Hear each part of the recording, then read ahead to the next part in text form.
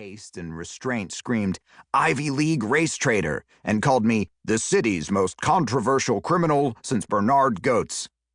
Against my better judgment, I even posed for the cover of the Village Voice as the new black leader.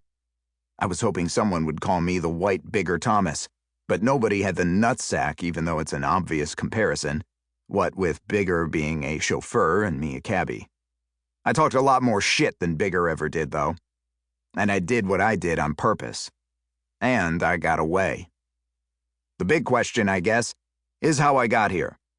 Not just on this bus stirring up dust across the Bible Belt, but on this vibe. How I became who I am, or was, the poster boy for an imaginary 1950s propaganda film entitled Negra Madness, the bone-chilling story of how a nice kid from the suburbs got so black and twisted, revolutionary, niggerfied that he renounced his race and became one of them. It's an impossible question. How did you become who you are? I've scrolled back through my memory as far as it will go, looking for some embryonic moment of divergence, some split from the growth pattern of my genotype, but I can't find one. It would be nice if there was some simple answer, some creation myth. When I was 10, I watched Eyes on the Prize 12 hours a day for 17 straight weeks, and I've been pro-black ever since. Or I ate a special soup made from eldritch cleavers, boiled hypothalamus, and presto changeo. Or in a secret drum ceremony in Ghana, I learned to channel the spirits of the tribal elders. Or my daddy was a trumpet player who toured the Southern Chitlin Circuit back in '63 and passed for an albino brother. But there's not. My parents are standard-issue white liberals, just as puzzled as anybody. And like I said in damn near every one of those interviews, as far as I'm concerned, the question is not how I got this way, but how the rest of y'all didn't. Book 1. Traitor. I was the only player to take advantage of the grandfather clause written into the International League's new rule.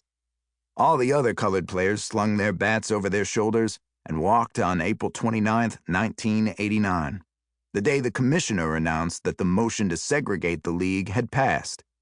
Negroes under contract could serve out the remainder of the season with their teams, but the boys knew what those final months would be like, especially in the southern cities. The grandfather clause was sarcasm, a final insult. They walked out of pride. Out of pride, I stayed with the New York Giants.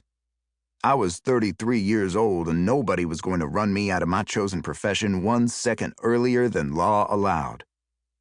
The man most responsible for the new rule, or at least the man claiming the most credit, was Adrian Constantine Cap Anson, Chicago's first baseman and manager, the greatest hitter the game had ever known. Anson had been pushing segregated play for years. Some said since the day his club had lost the season to the Senators, and Washington's great colored pitcher, left-hand Baker, had fanned him in 5 straight at-bats. Anson had done more for the game's popularity than any man, and when he talked, people listened, even the owners. Cap Anson's sandlot teams dotted the country. On billboards along every league ballpark's outfield walls, Cap Anson endorsed tooth powders and health tonics. When Anson came to town, the gate receipts went up, the bleachers filled.